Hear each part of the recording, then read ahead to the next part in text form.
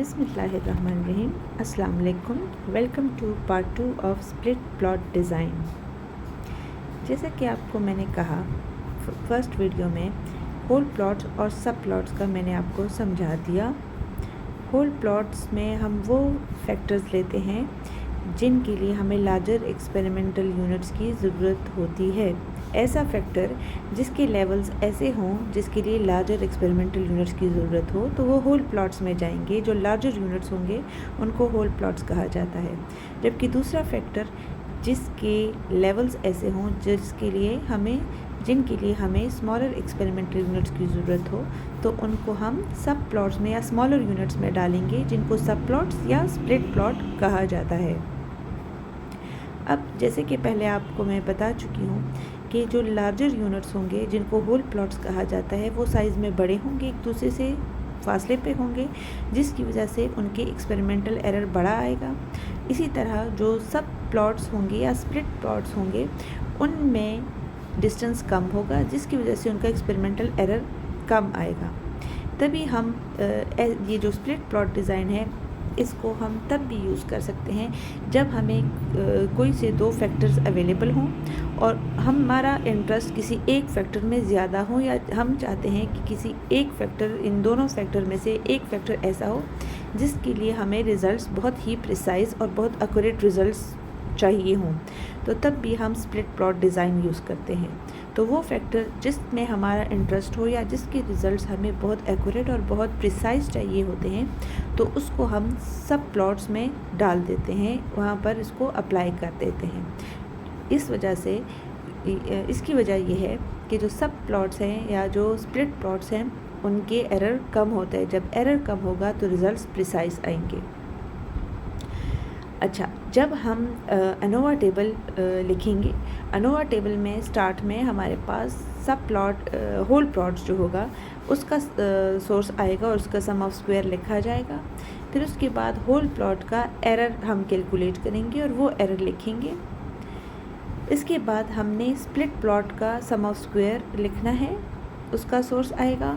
उसके बाद हमने इंटरेक्शन इफ़ेक्ट जो है उसका हमने सोर्स लिखना है, उसका सम ऑफ स्क्वायर लिखना है, और फिर हमने स्प्लिट प्लॉट एरर जो है वो लिखना है। उसके बाद नेक्स्ट कॉलम में हमारे पास डिग्रीज ऑफ फ्रीडम का कॉलम आएगा, फिर हम मीन स्क्वायर का कॉलम डालेंगे, और लास्ट में हमारा एफ स्टैटिस्टिक का कॉलम आएगा।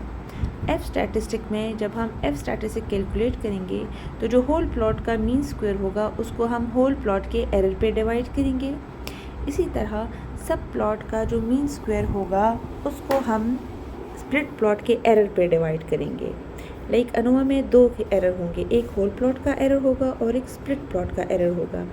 तो जो स्प्लिट प्लॉट का सम ऑफ स्क्वायर होगा या सब प्लॉट का सम ऑफ स्क्वायर होगा, उसको हम स्प्लिट प्लॉट एरर पे डिवाइड करेंगे, और इसी तरह जो इंटरेक्शन इफेक्ट का सम मीन स्क्वायर होगा उसको हम स्प्लिट प्लॉट के एरर पे डिवाइड करेंगे। तो हमारे पास 3F स्टैटिस्टिक्स की वैल्यूज़ आएंगी। जब हम कंक्लूजन लिखेंगे, तो सबसे पहले हमने इंटरेक्शन इफेक्ट, जिस तरह हम फैक्टोरियल एक्सपेरिमेंट में करते हैं, हमने इंटरेक्शन इफेक्ट से स्टार्ट लेना है। इंटरेक्शन इफेक्ट के लिए हाइपोथेसिस होती है there is no interaction between the two factors, या there is no interaction among factors. Depend करता है आप कितने फैक्टर्स लेते हैं। अगर दो फैक्टर हैं तो आप कहेंगे there is no interaction between the factors versus there is interaction between the factors. तो अगर आपकी calculated value of interaction effect, the calculated value of F for interaction is less than the table value, then this shows that there is no interaction between the two factors. Yeah, the interaction between the two factors is non-significant. But if the calculated value of F for interaction effect is greater than the table value, then we will conclude that there is interaction between the two factors, और हम experiment यहाँ stop कर जाएंगे।